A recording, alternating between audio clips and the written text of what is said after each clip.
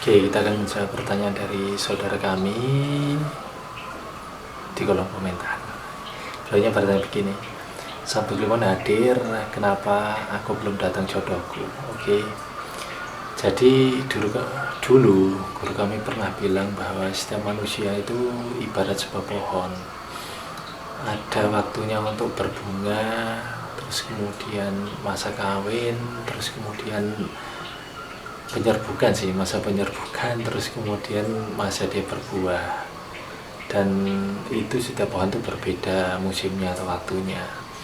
Untuk dapat mengenali kenapa kamu belum datang jodoh, kamu harus mengenali dirimu sendiri.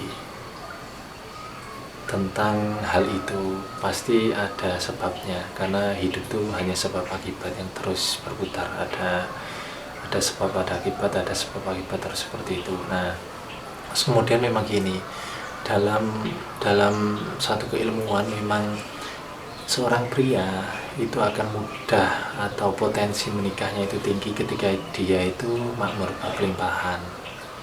Sedangkan wanita, mereka akan berpotensi nikahnya tinggi itu ketika mereka banyak tantangan atau banyak ujian dalam hidupnya.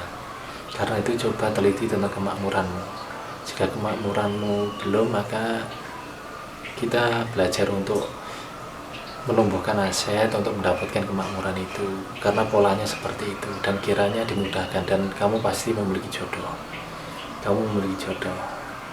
dan kiranya dimudahkan untuk menemukan jodohmu.